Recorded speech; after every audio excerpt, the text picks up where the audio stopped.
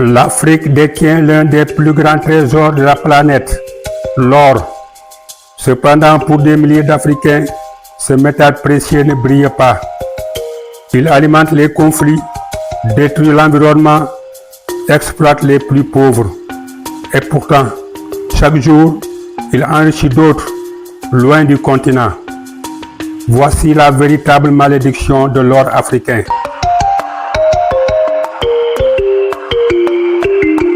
L'Afrique produit près de 25% de l'or mondial. Pourtant, la plupart des pays producteurs restent parmi les plus pauvres. Routes impraticables, écoles délabrées, santé précaire. Où va l'or? Certainement pas dans les poches des populations locales. Dans de nombreuses zones, l'or alimente la violence. Au Mali, en RDC ou au Burkina Faso, des groupes armés contrôlent des mines. Ils financent leurs activités grâce à l'or. Derrière chaque gramme, il y a parfois du sang, des larmes et la peur.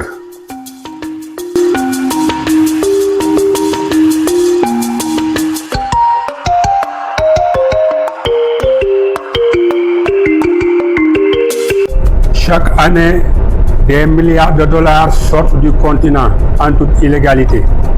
Trafic organisé, complicité locale, corruption généralisée. Des tonnes d'or africains atterrissent à Dubaï, en Suisse ou à Hong Kong, tandis que les États africains perdent leur souveraineté économique.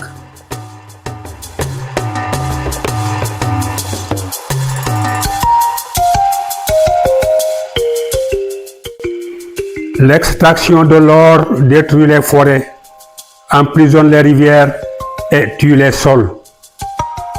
Le mercure utilisé pour l'orpaillage artisanal contamine des villages entiers. L'or, au lieu d'être un espoir, devient un poison lent.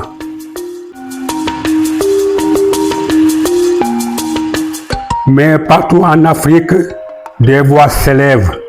Des organisations non gouvernementales, des journalistes, des jeunes, des femmes.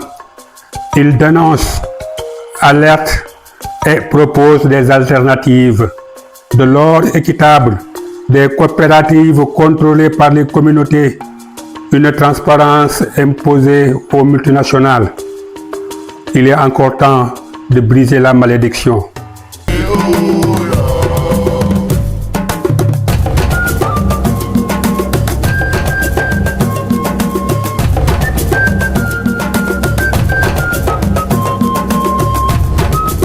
Et vous, saviez-vous que l'or de votre bijou pouvait venir d'un champ de guerre?